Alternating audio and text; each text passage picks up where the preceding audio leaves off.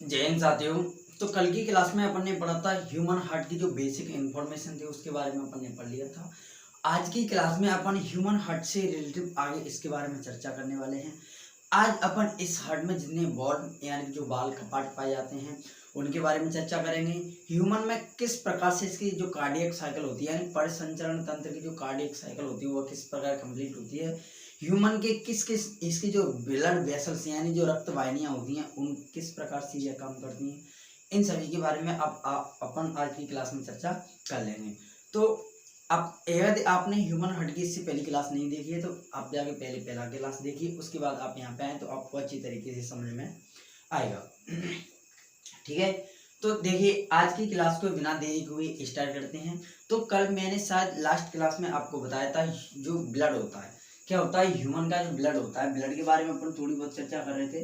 यानी जो मानव का जो क्या होता है इसको क्या बोलते हैं अपन, रुधिर, या इसी को बोला जाता है रक्त। क्या बोला जाता है आप क्या बताओगे, रुधिर या रक्त, इतना आप सभी लोग जानते हो।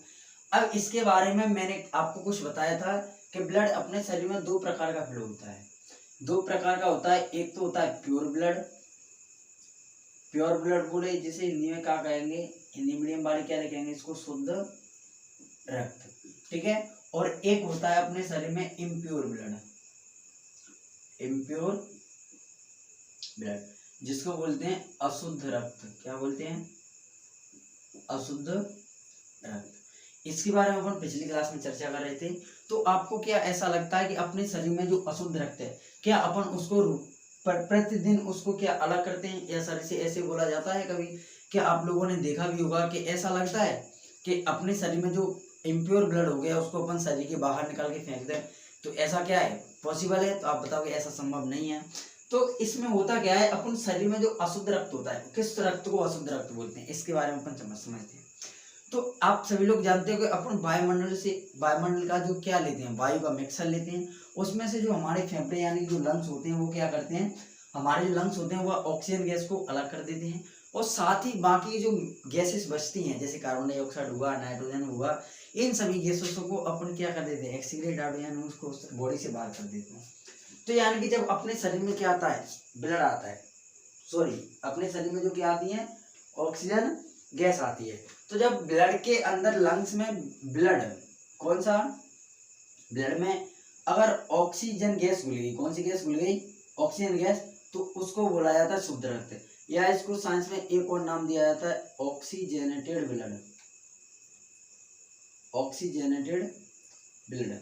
हिंदी मीडियम वाले लिखेंगे इसको ऑक्सीजन युक्त रक्त, ऑक्सीजन युक्त रक्त। अब बात करते हैं अशुद्ध ब्लड की। तो आप सभी लोगों को पता है कि अपने शरीर की जो सेल्स या कोशिकाएं होती हैं उनके पास क्या होता है, ग्लूकोज होता है। ग्लूकोज का फॉर्मूला होता है C6H12O6। जब अपने शरीर में क्या होता है, ऑक्सीजन गैस टूटती है तो बैलेंस के लिए यहाँ पे क्या लगा देते हैं, यानी ऑक्सीजन द्वारा क्या तोड़ा जाता है, ग्लूकोज को। तो अपने शरीर में एक तो CO2 गैस बनती है, प्लस जल बनता है, और अपने शरीर में ATP ऊर्जा बनती है।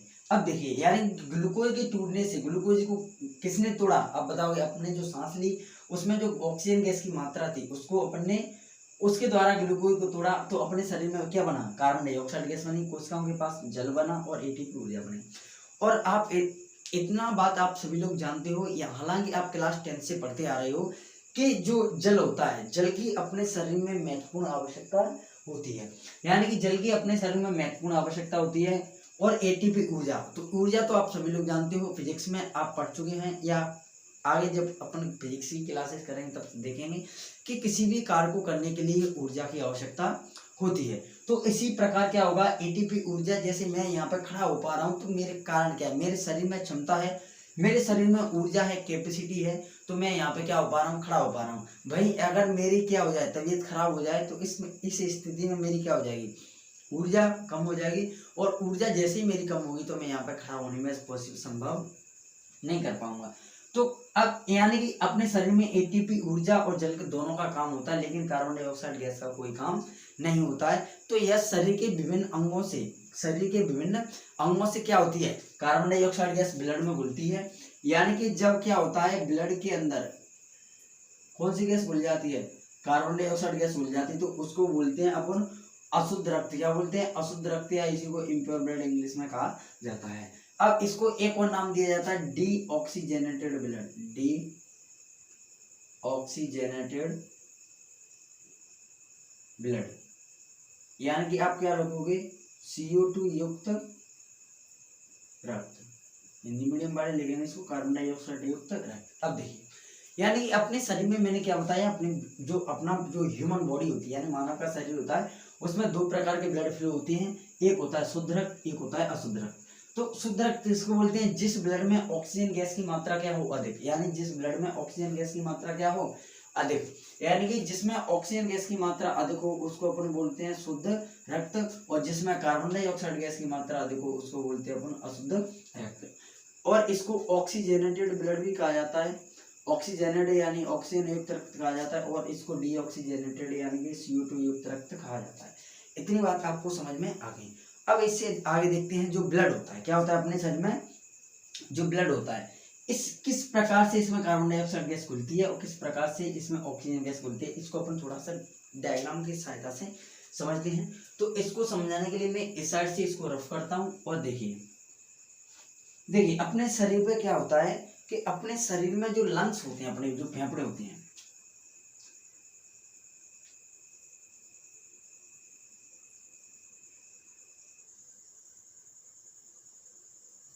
ये अपने मान लीजिए क्या हो गए, ये अपने लंग्स हैं, क्या है, लंग्स। अब देखिए इन लंग्सों में क्या होता है, जो आपकी ट्रेकिया से जो विभाजित हो गई, ब्रोंकाई से क्या होता है, छोटी छोटी भागों में बढ़ जाती है, इसको बोला जाता है ब्रोंक्यूलस, क्या बोला जाता है, ब्रोंक्यूलस।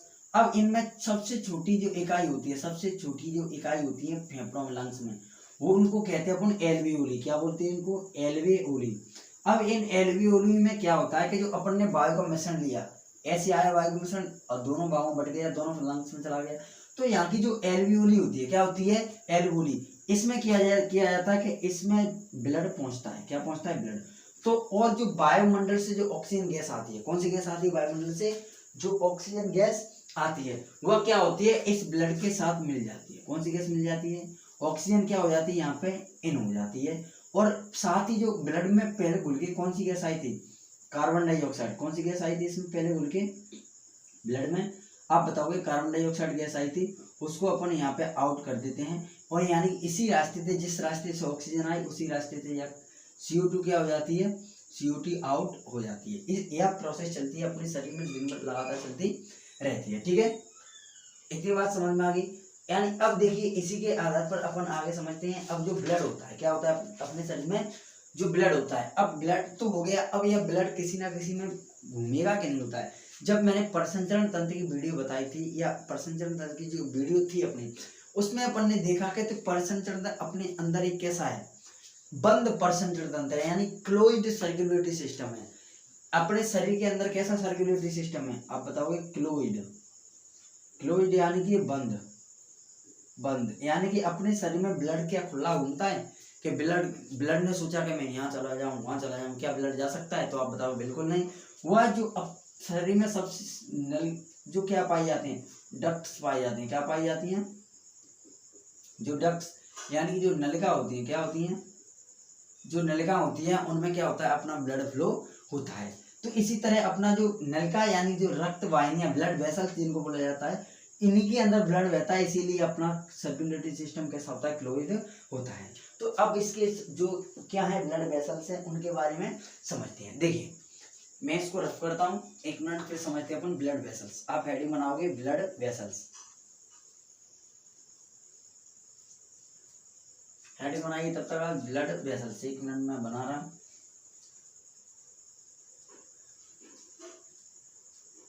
अपन को हेडिंग क्या बनानी है, ब्लड वेसल्स, क्या बनानी है, ब्लड वेसल्स। हिंदी मीडियम वाले लिखेंगे इसको रक्त वाहिनियां। देखिए रक्त वाहिनियां किसे कहते हैं, जो हमारा शरीर होता है, यानी कि हमारे शरीर में, किसमें, हमारे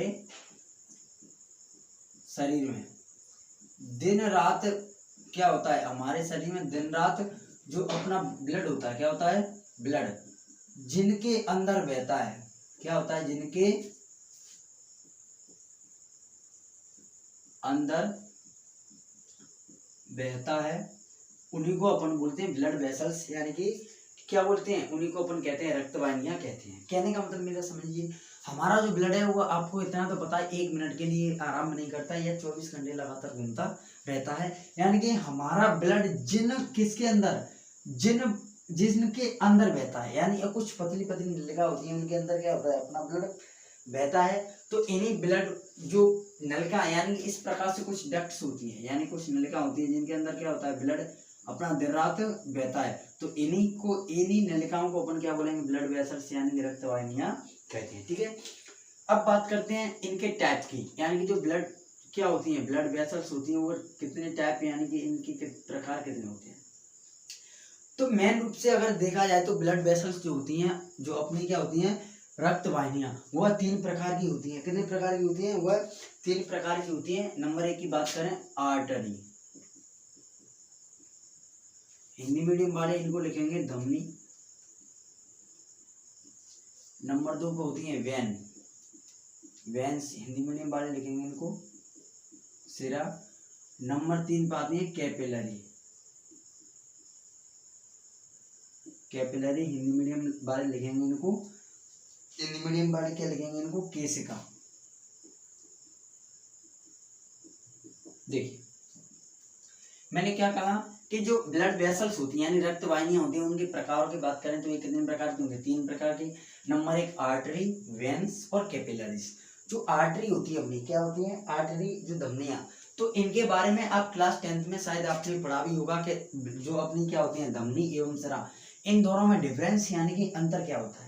तो इसके आधार पर इनमें क्या होता है, इनमें कुछ डिफरेंस यानी अंतर भी होते हैं। आप लोगों ने देखा होगा कि हमारे शरीर में कुछ बाहर से आपको कुछ नर्व यानी जो नसें दिखाई देती हैं, वो मेन रूप से कौन सी की नसें होती है, वो वेन्स होती हैं। यानी ऊपर से जो दिखती हैं वो कौन सी होती हैं, वेन होती हैं। वेन्स यानी कि क्या होती है, वो सिरा होती है। ठीक है, लेकिन अगर आप धमनी को देखना चाहे तो यह बाहर से किसी भी प्रकार से नहीं दिखती हैं, उनको अपन क्या कहते हैं, धमनी कहते हैं। अब बात करते हैं धमनियों में, तो इनमें डिफरेंस क्या है सभी में। देखिए सबसे पहले अपन समझे, जो आर्टरी यानी कि धमनी होती है, तो इसमें O2 युक्त रक्त बहता है। अब O2 युक्त रक्त को तो आपको पता ही है कैसा रक्त बोलते हैं इसको, शुद्ध ब्लड। कैसा बोलेंगे इसको, शुद्ध ब्लड, यानी कि ब्लड कैसा होगा इनमें, O2 युक्त यानी कि शुद्ध रक्त बहता है। तो भाई इसमें इनमें क्या होता है, अपोजिट होता है, यानी कि इनमें CO2 युक्त रक्त बहता है। कैसा, CO2 युक्त। अब CO2 युक्त को क्या बोलते हैं, अशुद्ध। देखिए अब बात करते हैं कैपिलरीज की, किसकी, कैपिलरीज की। तो सबसे पहले कैपिलरीज होती क्या है, जैसे मान लीजिए ये एक क्या है, आप बताओगे, ये मान लीजिए एक धमनी है, क्या है, धमनी। अब इस धमनी को यदि मान लीजिए किसी वेन से क्या करना है, जोड़ना है। जैसे मान लीजिए ये क्या हो गई,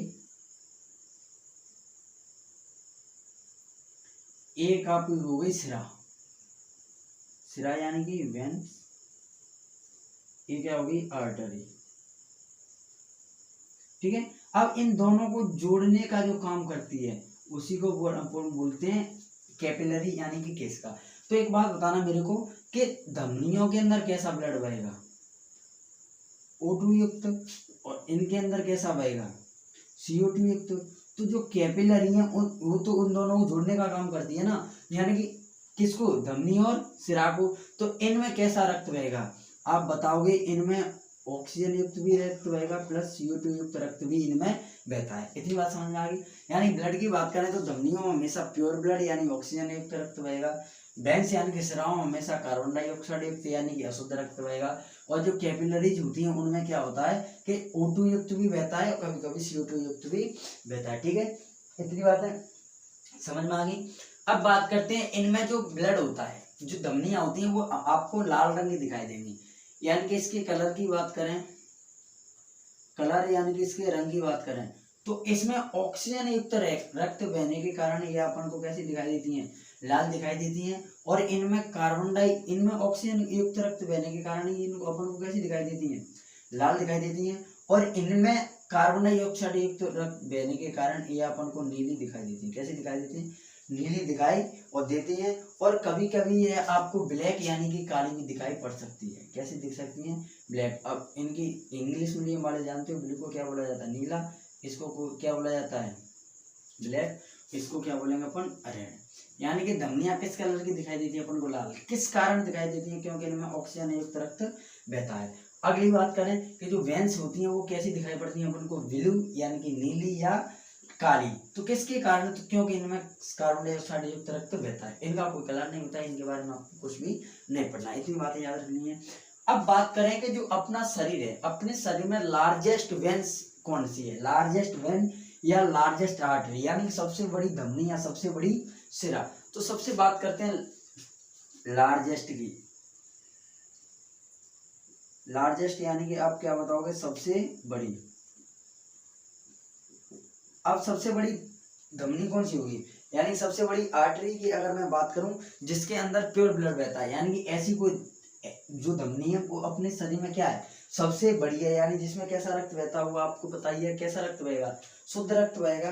तो उसको नाम देते हैं अपन आयोटा। क्या नाम देते हैं? लिखते AORT है, लेकिन उसको बोलते हैं आयोटा। बोला इसको क्या रिप्रेजेंट किया जाता है? आयोटा। यानी कि अपने शरीर में सबसे बड़ी धमनी कौन सी हो गई? आप बताओ आयोटा। जो अगर आपसे पूछा गया हार्ट के यह किस भाग से जुड़ी रहती है, तो यह जुड़ी रहती है लेफ्ट वेंट्रिकल से। कैसे जुड़ी रहती है? लेफ्ट वेंट्रिकल, यानी जिसको क्या बोलेंगे? बायां निलय। बाएं निलय से यह जुड़ी हुई रहती है। अब बात करते हैं इसकी, इनमें मैं लाइन खींच देता हूं, देखिए। अब बात करते हैं इसकी वेन की, यानी कि सबसे बड़ी वेन कौन सी होती है? तो यह होती है वेना कावा। सबसे बड़ी लार्जेस्ट वेन होती है vena cava. Vena cava. Vena cava का सेम इंग्लिश नाम है, हिंदी नाम इसका कोई नाम नहीं है। इसको कहा जाता है वेना कावा। अब देखिए वेना कावा दो प्रकार की होती है। एक होती है अपनी superior vena cava, vena cava. एक नंबर 2 होती है inferior vena cava, inferior vena cava. यानी वेना कावा कितनी? दो प्रकार की, एक होती है सुपीरियर वेना कावा, एक होती है इनफीरियर वेना कावा। इन दोनों में अगर लार्जेस्ट बड़ी पूछी जाए तो आप बताओगे आपकी होती है इनफीरियर वेना कावा। इन दोनों में से भी अगर बेसिक नॉर्मल पूछे कि सबसे बड़ी वेन कौन सी होती है, तो आप बताओगे वेना कावा। कौन सी होती है सबसे बड़ी वेन, यानी सबसे बड़ी सिरा कौन सी होती है? Vena cava. अगर वेना कावा कितने प्रकार की? दो प्रकार की होती है, सुपीरियर वेना कावा, एक होती है इनफीरियर वेना कावा। अब इन दोनों में से अगर आपको बड़ी पूछे तो आप बताओगे इनफीरियर वेना कावा होती है। वो इन दोनों में से कैसी होती है? इन दोनों में बड़ी होती है। देखिए मैं बेसिकली अपना हार्ट कहाँ पे होता है, मैंने पिछली वीडियो में बता चुका है। हार्ट अपना होता है इस चेस्ट वाले पार्ट में, यानी कि जो अपना हार्ट होता है वो अपने चेस्ट वाले पार्ट में होता है। तो चेस्ट के ऊपर वाले जो हिस्सा है, अपने चेस्ट के ऊपर क्या है? माइंड है, गर्दन है। इन सभी पार्ट से जो अशुद्ध रक्त, यानी इन सभी के साथ अगर ब्लड का सर्कुलेशन जो करता है, यानी हार्ट के पास जो अशुद्ध रक्त आता है, कैसा रक्त आता है? अशुद्ध रक्त। वो आता है सुपीरियर वेना कावा के थ्रू। और जो चेस्ट के नीचे वाला पार्ट है, यानी कि अपना जो उदर यानी कि पेट है, और जितने भी शरीर के अंग है, पैरों से लेकर नीचे तक, तो इन सभी से ब्लड किस में आता है? इनफीरियर वेना कावा में। तो आपको इतनी बात तो सभी लोग जानते हो कि यहाँ से एक बात बताना, चेस्ट से ऊपर तक के लिए क्या कैसा भाग है? थोड़ा कम भाग है, तो इसमें कम ब्लड का क्या होता होगा? सर्कुलेशन होता है। तो कम ब्लड का सर्कुलेशन होने के कारण इसका साइज कैसा होता है? छोटा। और चेस्ट के नीचे वाला पार्ट आपका क्या है? यहाँ से ऊपर वाले से अधिक है, तो क्या होगा? यह कैसी होगी? आपकी बड़ी वेना कावा होगी। यानी इन दोनों में से वेना कावा में से इनफीरियर वेना कावा आपके लिए कैसी होगी? सबसे बड़ी होगी। ठीक है, इतनी बात समझ में आ गई। अब इनमें कैपिलरी में क्या है? कैपिलरी में आपको इतना याद रखना है कि धमनी और सिरा को जोड़ने वाला एक रास्ता होता है, उनको बोला जाता है कैपिलरी, यानी कि उनको बोला जाता है, किसका कहा जाता है। ठीक है, अब बात करते हैं जो आयोटा होती है। क्या होती है? आयोटा। यह आयोटा अपने पूरे शरीर में जो ऑक्सीजन युक्त रक्त जाता है, यानी कैसा रक्त जाता? शुद्ध। आयोटाइड ट्रांसप्लांट करती है, यानी आयोटास के थ्रू सबसे पहले हृदय से जैसे ब्लड शुद्ध रक्त ब्लड पंप करता है, तो आयोटिक वाल्व जो होते हैं उसके थ्रू आयोटा में चला जाता है, जिससे अपने शरीर के विभिन्न अंगों के पास क्या चला जाता है? रक्त चला जाता है। इसी के थ्रू आपने जो देखा होगा गांव वगैरह में, गांवों में नारी वगैरह देख के क्या करते हैं? लोग जी किसी तबीयत का पता लगा लेते हैं तो वो किसके थ्रू लगा लेते हैं, अयोटा के थ्रू लगा लेते हैं, क्योंकि उसका संबंध किस साथ से रहता है, आपके लेफ्ट वेंट्रिकल होता है यानी दायां निलय होता है, उससे इसका क्या होता है, संबंध होता है। ठीक है, इतनी बात समझ में आ गई। चलिए अब बात करते हैं सबसे बड़ी जो क्या है, इसको मैं रफ करता हूँ 1 मिनट। ब्लड वेसल समझ में आ गया। अब देखिए यहीं पे अब बात करते हैं सबसे बड़ी जो कौन सी है, सबसे बड़ी ऐसी धमनी, ये सभी इसका क्या है, धमनियों में कैसा रक्त बहता है, शुद्ध। लेकिन एक धमनी ऐसी भी है जिसमें हमेशा कैसा रक्त बहता है, CO2 युक्त। यानी कि ऐसी कौन सी धमनी है, यानी कि आर्टरी है, आर्टरी में कैसा रक्त बहेगा, CO2। उसको नाम देते हैं अपन, कौन सी आर्टरी देंगे, उसको नाम देंगे उसको पल्मोनरी, पल्मोनरी आर्टरी।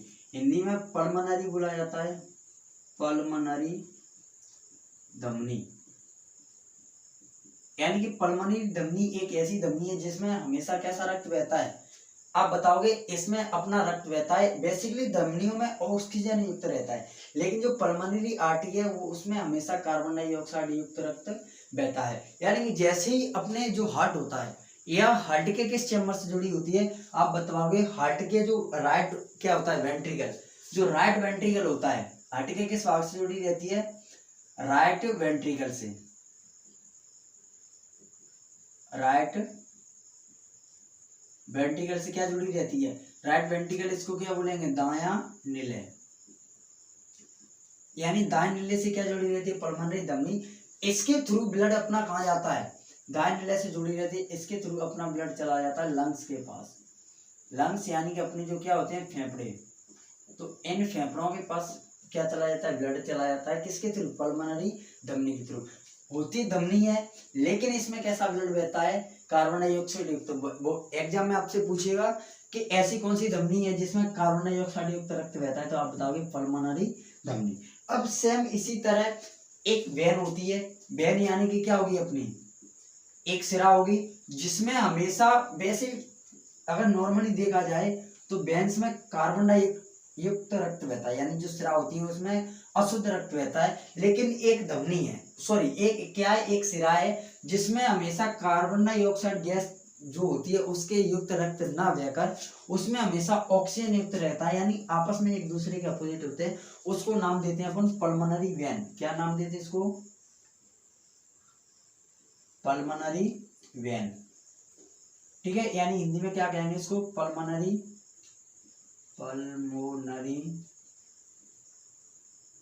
सिरा। कौन सी, पल्मोनरी सिरा होते हैं। इसमें हमेशा क्या होता है, आप बताओगे कि इसमें हमेशा ऑक्सीजन युक्त रक्त बहता है। कौन सा रक्त बहता है, इसमें हमेशा ऑक्सीजन युक्त रक्त बहता है। जो आपके किस पार्ट से जुड़ी रहती है, तो आप बताओगे यह जो क्या होती है, पल्मोनरी वेन होती है, वह लंग्स से लेकर, कहां से, लंग्स से लेकर आपके हार्ट तक क्या लेके जा रही थी अपना। देखिए यह जो पल्मोनरी आर्टरी यानी पल्मोनरी क्या थी, धमनी, वह हार्ट से ब्लड का, ये राइट निलय जो क्या है, दायां निलय, वो किसका पार्ट है, हार्ट का। यानी हार्ट से कहां तक ब्लड लेके जा रही थी, लंग्स तक। यानी हार्ट में अशुद्ध रक्त, इसको शुद्ध करने के लिए कहां लेके जा रही थी, फेफड़ों तक। लेकिन वहीं पे इस एक ऐसे काम करती है जो क्या होती है, पल्मोनरी सिरा, यानी लंग्स में ब्लड में ऑक्सीजन गैस घुल जाती है। अब इस ब्लड को कहां तक लेके आती है, हार्ट तक। तो यह आपकी जुड़ी रहती है राइट ऑरिकल से। यह किससे जुड़ी रहती है, आप बताओगे हार्ट के किस पार्ट से जुड़ी रहती है, यह जुड़ी रहती है राइट ऑरिकल से। राइट ऑरिकल यानी इसको क्या बोलेंगे, बायां, सॉरी लेफ्ट ऑरिकल से जुड़ी रहती है। किससे जुड़ी रहती है, लेफ्ट ऑरिकल यानी कि बायां आलिंद, यह जुड़ी रहती है आपकी बाएं आलिंद से, और यह जुड़ी रहती है आपकी दाएं निलय से। इतनी बात समझ में आ गई। ठीक है, किस बात से जुड़ी रहती है, इन दोनों के बारे में आपको समझ में आ गया। यानी कि यह तो जुड़ी रहती है आपके दाएं निलय से, यह जुड़ी रहती है आपकी बाएं आलिंद से। ठीक है, इतनी बातें आपको समझ में आ गई होंगी। देखिए अब बात करते हैं यानी कि अपने ब्लड में जो क्या हो गया, एक पूरा फॉर्मेशन हो गया।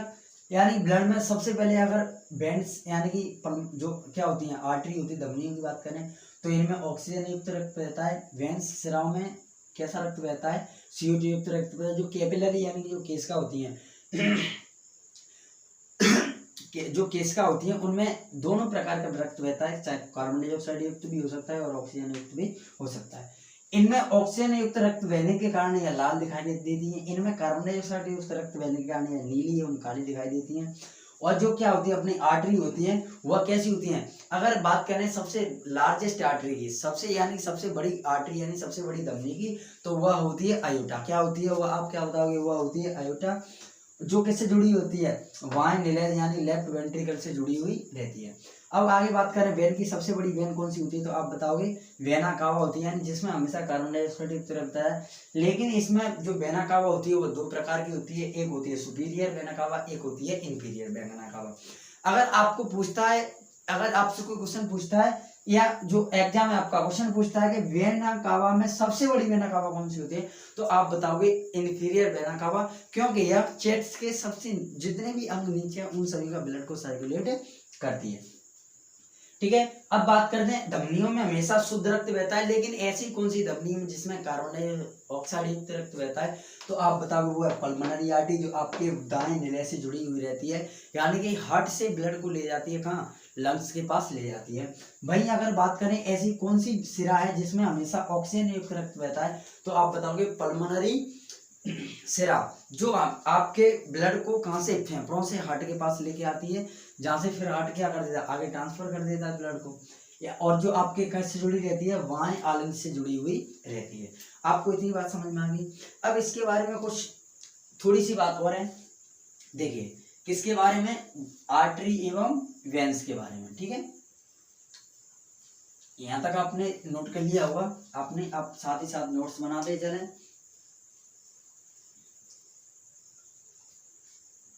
देखिए अब बात करते हैं यानी कि जो क्या होती है धमनी, जो धमनी होती है और जो क्या होती है सिरा। तो देखिए जो धमनी यानी कि जो आर्टरी होती है, वेन्स यानी कि जो सिरा होते हैं, इन धमनियों में कपाट नहीं पाए जाते हैं।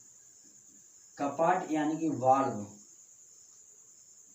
कपाट यानी कि वाल्व इनमें नहीं पाए जाते हैं। वहीं अगर सिराओं में देखा जाए तो वाल्व पाए जाते हैं। देखिए वाल्व क्या होते हैं, कपाट। आप लोगों ने सभी लोगों के घरों में गेट जो होते हैं, अधिकांश तरह गेट आपने लोगों ने देखा होगा कि गेट हमेशा एक डायरेक्शन में खुलता है, या तो वो बाहर की तरफ खुलेगा या वो कहाँ की तरफ खुलेगा, अंदर की तरफ खुलेगा।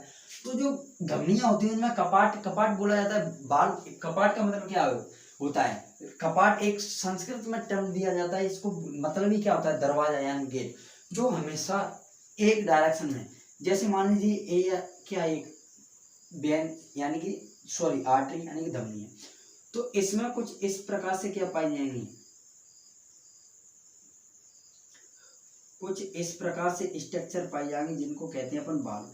यानी कि अगर ब्लड ऐसे फ्लो होता है, क्या होता है इसमें, ब्लड ऐसे फ्लो होता है, तो इनमें क्या होगा, ब्लड सीधा जाएगा। लेकिन यदि इनमें लौटना चाहे तो इनमें तो धमनियों में तो क्या होता है, बाल पाए नहीं जाते हैं। लेकिन अगर वेन्स की बात करें, किसकी बात करें, वेन यानी कि सिराओं की, तो सिराओं में हमेशा आपको पता है कि कार्बन डाइऑक्साइड युक्त रक्त बहता है, तो ब्लड ऐसे गया सीधे जाएगा। लेकिन यदि मान लीजिए किसी भी कारणवश अगर ब्लड लौटना चाहता है, कहाँ से क्या करना चाहता है, ब्लड लौटना चाहता है, तो यह जो स्ट्रक्चर होती है वो ब्लड को हमेशा दिशा प्रदान करती है, यानी बिल्कुल एक डायरेक्शन में जाएगा, किसमें, सिराओं में। यानी कि इसको अगर चाहे इसके नीचे बना लो, नहीं तो आप क्या समझोगे, या धमनी में पढ़ा दें सर, इसके नीचे देखिए सिराओं में, जैसे एक क्या होगी आपकी एक सिरा, जिसमें एक क्या पाए जाएंगे, कपाट।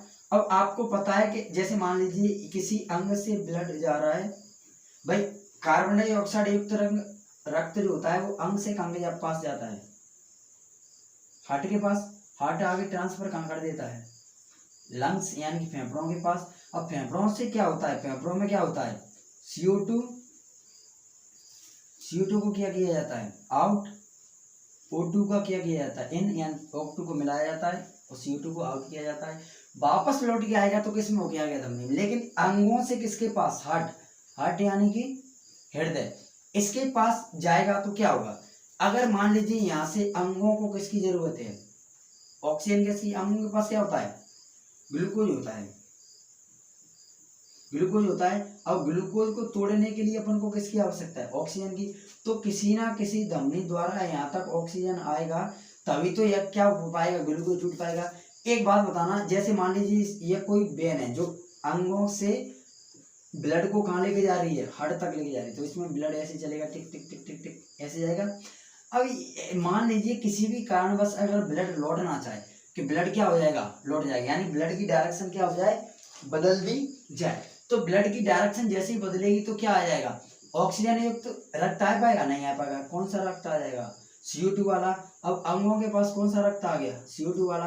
तो जैसे ही ग्लूकोज को क्या मिलेगा, मिलना तो चाहिए ऑक्सीजन, लेकिन अब क्या मिलेगा, CO2। अब CO2 मिलने के कारण इस ग्लूकोज का विखंडन नहीं होगा, यानी यह ग्लूकोज बर्न नहीं होगा, यानी ग्लूकोज यह विखंडित नहीं होगा, नहीं टूटेगा। अगर नहीं टूटेगा तो अपने शरीर में ना तो जल बनेगा ना ATP ऊर्जा। अगर ऊर्जा नहीं बनेगी तो आपको पता है बिना ऊर्जा के किसी भी काम को करना संभव ही नहीं है। इसी के कारण क्या होता है कि इसमें बाल पाए जाते हैं, यानी कि ईश्वर ने अपन को पहले से धमनियों सिराओं के अंदर क्या दिए हैं, बाल, यानी कि ब्लड को बिल्कुल एक डायरेक्शन प्रदान करे, जिसी के कारण अपन को क्या दिए, इन्होंने बाल दिए हैं। चलिए तो आगे बढ़ते हैं। देखिए, यानी कि इसमें क्या पाए जाते हैं, कपाट पाए जाते हैं, किसमें, सिराओं में, और इनमें कपाट नहीं पाए जाते हैं। रीजन मैंने बता दिया क्यों पाए जाते हैं, क्यों इनमें नहीं पाए जाते हैं। अगर मान लीजिए इन धमनियों में कपाट नहीं पाए जाते हैं तो आप कहोगे कि ब्लड कहाँ से आ गया। जैसे मान लीजिए ब्लड है वो कहाँ से आ रहा है, हार्ट से आता है। हार्ट से आता है किसके पास, अंगों के पास, यानी जो अपने अंग होते हैं, ऑर्गन्स जो होते हैं उनके पास क्या आता है, हार्ट से ब्लड आता है। तो यहाँ से मान लीजिए कौन सा युक्त आ रहा है, ऑक्सीजन युक्त। ऑक्सीजन युक्त किसके पास आ रहा है, हार्ट से अंगों के पास। अगर मान लीजिए अंगों तक ना जाके ब्लड वापस लौट जाए किसके पास, हार्ट के पास, तो हार्ट के लिए यह परेशानी थोड़ी करेगा, क्योंकि हार्ट को कैसा ब्लड चाहिए, या तो कार्बन डाइऑक्साइड या O2 युक्त। और हार्ट को स्वयं को काम करने के लिए कौन सा चाहिए, O2 युक्त। इसको अपन आगे पढ़ेंगे। लेकिन हार्ट के पास अगर मान लीजिए कि वापस CO2 युक्त की जगह इसको फिल्टर करने के लिए मान लीजिए यहाँ पे O2 युक्त आ गया, कैसा आ गया, O2 युक्त, तो क्या करेगा, या फिर ट्रांसफर कर देगा किसके पास, लंग्स यानी जो फेफड़ों के पास। और फेफड़े उसमें क्या करेंगे, कार्बन डाइऑक्साइड उसमें है नहीं, तो आउट को इसको करेंगे और ऑक्सीजन और मिला देंगे और वापस सर्कुलेशन की क्रिया चलती रहेगी। यानी इसी तरह धमनियों में क्या पाए जाते हैं, कपाट नहीं पाए जाते हैं, और सिराओं में कपाट पाए जाते हैं। ठीक है, अब बात करते हैं इसकी जो ब्लड प्रेशर होता है, किसमें, धमनियों में जो क्या होता है, ब्लड प्रेशर। ब्लड प्रेशर बोलूं तो मैं, यानी कि रक्तचाप, यानी इनमें कपाट नहीं पाए जाते। अब बात करते हैं इसकी ब्लड प्रेशर की, किसकी, ब्लड प्रेशर, यानी हिंदी मीडियम वाले क्या लिखेंगे इसको, रक्तचाप, रक्तचाप। तो इनमें रक्तचाप हमेशा हाई रहता है। हाई का मतलब होता है उच्च, यानी रक्त इनके अंदर स्पीड के साथ बहता है, यानी इनमें रक्त की स्पीड कैसी रहती है, हाई रहती है। वहीं अगर सिराओं की बात करें तो इनमें रक्तचाप कैसा रहता है, लो, यानी कि धीमी गति से, यानी इनमें रक्त कैसी गति से बहता है, धीमी गति से बहता है। ठीक है, इतनी बात समझ में आ गई। ये तो वही अपनी किसके बारे में, जो अपनी ब्लड वेसल्स थी, क्या थी, ब्लड वेसल्स। आपको इनके बारे में केवल इतनी बातें पढ़नी है और इसके बाद आगे आपको कुछ भी नहीं पढ़ना है। ठीक है, अब देखिए, अब आपको कभी कभी जैसे मान लीजिए चोट लग गई, या आपको कोई धमकी देता है कि मैं आपकी, कोई लड़की है जैसे आपको धमकी है, मैं अगर आप मेरे से ये नहीं करोगे तो मैं अपनी नस काट लूंगी, तो उससे मत बोलिएगा, वो काट लेगी, ऊपर वाली तुम्हें पागल बेवकूफ बनाने के लिए। उससे बोलना यहाँ की काट जरा, क्या काटेगी, धमनी।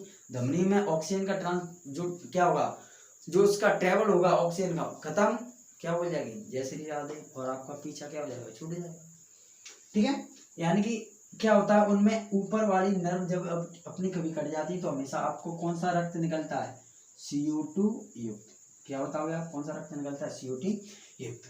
ठीक है, अब इतनी बात समझ में आ गई। अब चर्चा करते हैं अपन, अपने ब्लड वेसल्स अपनी यहीं पे खत्म होती है, यानी ब्लड वेसल्स के बारे में आपको केवल इतना ही पढ़ना है। ब्लड वेसल्स आप बताओगे, रक्त वाहिनियां कितने प्रकार की होती हैं, 3 प्रकार की। नंबर 1 पे आती है अपनी आर्टरी यानी कि धमनी, नंबर 2 पे आती है वेन्स यानी कि सिरा, नंबर 3 पे कैपिलरी यानी कि किसका। अब बात करते हैं हार्ट वाल्व की, किसकी, हार्ट वाल्व।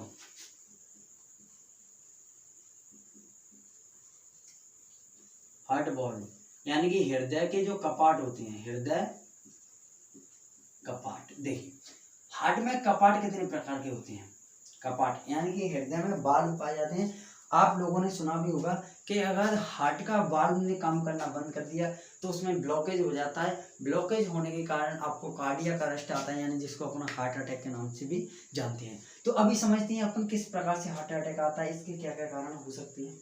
देखिए, मैं बेसिकली नॉर्मल एक डायग्राम बनाऊंगा जो आपको केवल समझने के लिए है।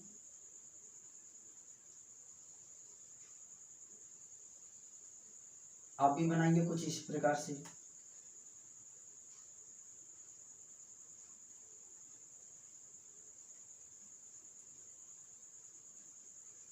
ठीक है,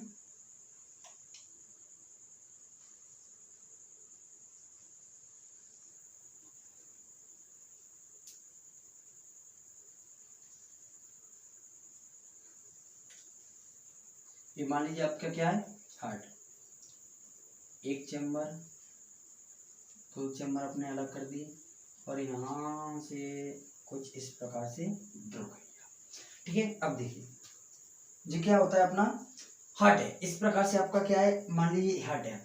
तो हार्ट में क्या होता है, सबसे पहले ब्लड आता है हार्ट के किस वाले पार्ट में, इस वाले पार्ट में आता है। ये होती है अपनी जो दो वेना कावा होती है, क्या होती है इसमें, दो वेना कावा, यानी कि एक सुपीरियर वेना कावा, एक होती है इन्फीरियर वेना कावा। तो यह कौन सा पार्ट है, आप क्या बताओगे। इस साइड को अपन साइंस में क्या बोलते हैं, राइट। इस साइड को क्या बोलते हैं, लेफ्ट। अब बताइए इसको क्या बोलेंगे, राइट ऑरिकल। इसको क्या बोलेंगे, लेफ्ट ऑरिकल। हिंदी में क्या कहेंगे इसको, दायां आलिंद। इसको क्या कहेंगे, बायां आलिंद। ठीक है, इसको क्या नाम देंगे अपन, राइट वेंट्रिकल। राइट वेंट्रिकल, इसको लेफ्ट वेंट्रिकल। इसके बारे में मैंने पिछली क्लास में आपको पढ़ा दिया है, आपने अगर नहीं देखी तो पहले उसको जाके देखें। वेंट्रिकल, यदि आपने अभी तक इस वीडियो को लाइक नहीं किया है तो प्लीज इस वीडियो को लाइक करें और चैनल को सब्सक्राइब करें। अगर आप किसी भी कॉम्पिटिशन एग्जाम की तैयारी करते हैं या फिर आपका कोई भाई बहन इस तैयारी करता है या आपका कोई फ्रेंड है जो मित्र है आपकी कंपटीशन की तैयारी करते हैं, तो कृपया इस वीडियो को उस सभी छात्रों तक शेयर भी जरूर करें। ठीक है, इसको बोला जाता है हिंदी में दायां निलय, इसको बोला जाता है बायां निलय। देखिए, अब सबसे पहले मान लीजिए अपने ब्लड कहाँ पे आ गया, यहाँ पे आ गया। कहाँ पे आ गया, ब्लड इन दोनों से होते हुआ इनमें कैसा रक्त आएगा, कार्बन डाइऑक्साइड। यहाँ पे कहाँ से रक्त आता है, अपने जो क्या होते हैं ऑर्गन होते हैं, ऑर्गन यानी कि जो अपने क्या होते हैं अंग होते हैं, क्या होते हैं अंग। अंगों के पास से CO2 युक्त रक्त कहाँ से आ गया, ऐसे कार्बन डाइऑक्साइड। अब यहाँ पे एक वाल्व पाया जाता है, यहाँ पे कुछ इस प्रकार से कितने वाल्व पाए जाते हैं, 3। कितने वाल्व पाए जाते हैं, 3, जिनको बोला जाता है ट्राइकस्पिड वाल्व। क्या बोला जाता है, ट्राइकस्पिड वाल्व, यानी कि हिंदी में कहेंगे इनको त्रिबलनीय कपाट। त्रिबलनीय कपाट, ठीक है।